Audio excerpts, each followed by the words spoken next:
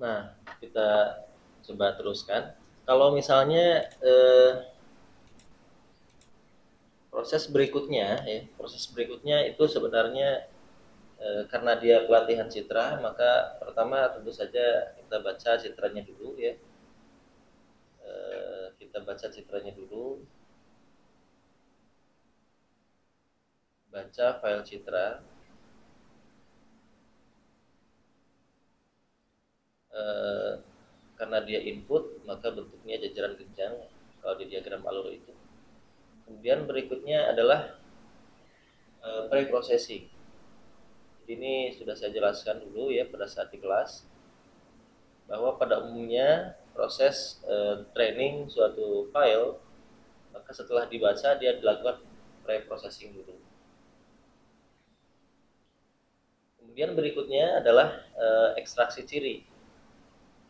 Setelah dilakukan pre-processing, menyingkirkan hal-hal yang tidak perlu, maka pada ekstraksi ciri ini dia mengambil ciri-ciri pentingnya dari citra tersebut, dari informasi tersebut ya, bisa citra, bisa audio dan seterusnya. Ini citra ya yang kita bahas. Setelah dapat ekstraksi ciri, baru disimpanlah ekstraksi ciri tadi. Simpan hasil ekstraksi ciri. Dan disimpan karena di output, maka ini bentuknya pun sama, jajaran genjang juga. Nah, jadi prosesnya itu sederhana ya pada saat pelatihan citra. Nah, pada saat pengujian citra ini pelatihan, saya berikan ini pelatihan pelatihan citra.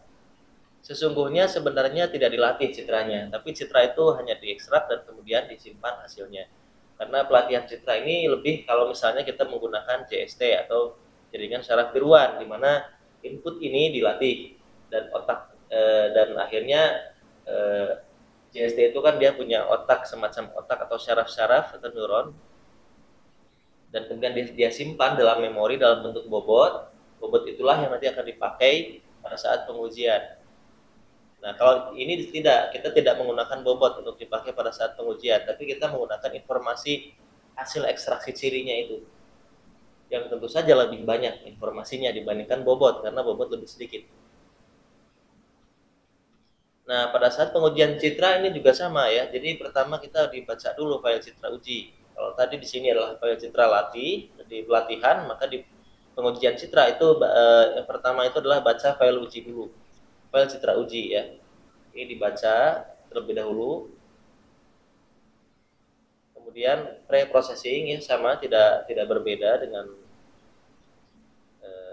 pelatihan. Kemudian setelah pre-processing berikutnya adalah ekstraksi ciri ya. Berikutnya adalah ekstraksi ciri, juga ini juga sama, tidak ada perbedaan. Nah, proses berikutnya setelah ekstraksi ciri, barulah dia nanti akan mengecek pada database. Data di sini itu pada database itu data yang mana. Jadi hasil ekstraksi ciri ini dia menyimpan hasil ekstraksi ciri dari citra huruf A, huruf B, C, D dalam bentuk JPEG itu disimpan ekstraksi cirinya di sini. Nah, sampai Z. Maka di sini diuji, misalnya file ujinya itu adalah C.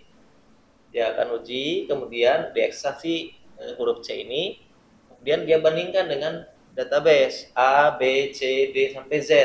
Mana yang paling mirip? Mana yang paling mirip dari huruf ini semua? Kalau misalnya ternyata dia paling mirip dengan C, maka dia putuskan, oh ternyata C di sini itu mirip dengan C, sehingga dia adalah huruf C. Baru kita konversi ke dalam teks. Gitu. Jadi ingat bahwa pada saat pelatihan citra, data yang kita perlukan itu adalah data image ya, JPEG atau BMP terserah, A.bmp, B.bmp sampai Z.bmp. Dan jangan lupa informasi kedua yang kita perlukan pada saat pelatihan. Jadi ada dua informasi yang diperlukan ya, file image, file data ya, data citra, file data citra huruf ya, Dan informasi yang kedua itu adalah informasi huruf apa gitu ya, huruf apa. Jadi informasi jenis huruf, bukan jenis huruf ya, informasi apa namanya, informasi jenis, informasi huruf lah ya. Saya tuliskan di sini informasi huruf. Nah, informasi huruf. Nah, dari file data citra huruf itu kita dapat hasil ekstraksinya disimpan dalam database ya. Dan dari informasi huruf ini juga disimpan dalam bentuk teks. Nah, jadi kalau ini disimpan dalam bentuk teks, kalau yang ini disimpan dalam bentuk matriks. Nah, kemudian citra uji diuji file citra di sini sampai dapat ekstraksi ciri yang berupa matriks. Nah, matriks ini akan dibandingkan dengan database. Mana yang paling mirip? Mana yang kalau misalnya dikurangi, diselisihkan, mana yang paling kecil selisihnya? Nah, baru kalau sudah ketemu ternyata huruf C di sini itu sama dengan huruf C, barulah dia mengambil informasi hurufnya, yaitu C, dan akhirnya dia menyimpulkan bahwa image C ini, image C.pmp atau C.jpeg ini itu adalah huruf C. Dan ingat bahwa file uji di sini tidak boleh sama dengan file citra di sini. Tidak boleh sama. Kita tidak boleh mengambil data file uji sama dengan file citra, nggak boleh. Harus berbeda. Kalau sama ya pasti akan sama persis hasilnya, 100% akurasinya. Tapi kalau berbeda, maka akurasinya belum tentu 100%. Dan justru di situ tantangannya, bagaimana kita bisa mencari akurasi, membuat sistem yang menghasilkan akurasi sebesar mungkin sampai 100%. Nah, pada saat ekstraksi ciri dia akan melakukan komparasi, dia membandingkan. Nah, di sini komparator. Nah, dia akan membandingkan dengan database. Komparator, dia akan membandingkan dengan database citra yang diambil dari hasil ekstraksi ciri ini. Nah, jadi ini hasil ekstraksi ciri ya, database hasil ekstraksi ciri. Nah, ini input juga ya.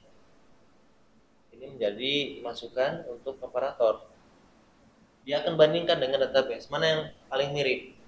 Setelah itu dia dapatkan hasilnya. Nah, langsung tampilkan saja hasilnya. Tampilkan hasil deteksi.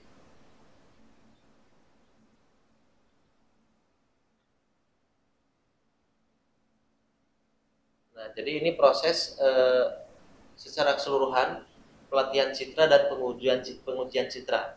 Yang ini saya namakan ini adalah image to text. Kita membuat project image to text ya. Buat apa aplikasi ini? Aplikasi ini sangat berguna jika misalnya kita menulis sesuatu dan kita ingin tulisan kita itu menjadi teks. Tidak perlu mengetik lagi. Nah, dengan aplikasi ini itu akan membantu kita sehingga tidak perlu kita ketik ulang lagi, tapi tulisan kita itu langsung diterjemahkan berupa teks begitu. Atau misalnya kita punya kita punya daftar presensi, kita ingin daftar presensi ini misalnya hilang datanya, kita tidak mau mengetik ulang, ya sudah di-scan saja, kemudian dengan aplikasi ini dia mampu mengkonversi hasil scan tadi yang berupa JPEG atau BMP itu per karakternya dia terjemahkan ke dalam teks dan akhirnya bisa dibuat database presensi begitu. Nah, seperti itu. Nah, sekarang kita akan melanjutkan programnya. Jadi kita bisa melihat di sini bahwa kita sudah membaca file citra ya. Nah, di sini kita sudah membaca file citra. Namun citra ini tentu saja harus kita baca secara keseluruhan ya. Jadi matriksnya, baris kali kolom ini harus kita baca secara keseluruhan. Nah, maka pertama tentu saja kita gunakan for.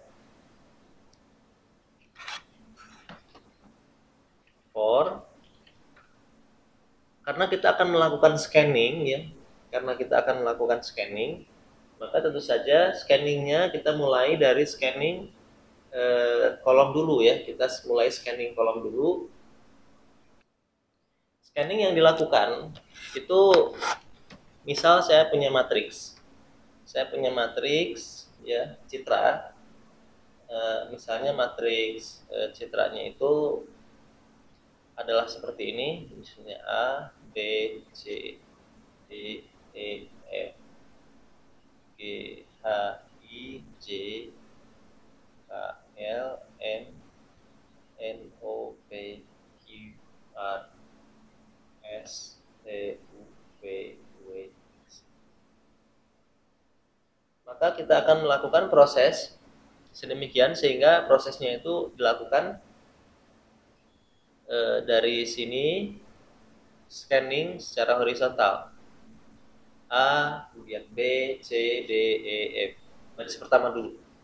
Nah, baris pertama dulu yang diproses. Berikutnya adalah diproses baris kedua dan kemudian dilakukan scanning lagi secara horizontal. Nah, yaitu G, H, I, J, K, L dan seterusnya. Dan baris ketiga juga sama, baris keempat. Nah, jadi kita bisa melihat di sini bahwa proses scanningnya itu dilakukan scanning horizontal, bukan scanning vertikal. Kalau scanning vertikal itu berarti AGMS, BHRT, CIOU, dan seterusnya.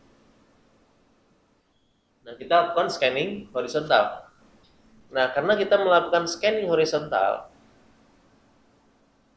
maka tentu saja looping for yang kita buat itu nanti ada dua. Nah, ada baris dan ada kolom. Nah, maka berarti looping yang di dalam ini itu looping dalam for yang kedua itu adalah looping di mana kita melakukan scanning secara horizontal. Jadi dia akan masuk ke sini for, kemudian masuk ke for lagi, dan di for ini melakukan proses iterasi. Tentu saja iterasinya karena kita melakukan scanning pertama itu adalah ke sana, ke horizontal, maka ini berarti ditujukan ke horizontal. Berarti kalau saya tulis di sini adalah i, integer i sama dengan 0 ya. 0 itu di sini, posisi di sini. Ini posisi di sini adalah posisi 0,0. Jadi ini baris 0, kolom 0 gitu ya. Kemudian i lebih kecil dari baris ya, dari kolom 1, 2, 3, 4, 5, 6 atau kolom, dan i plus plus. Nah, jadi di sini ini artinya apa? Artinya dia melakukan proses scanning secara horizontal, di mana yang berubah itu adalah kolom.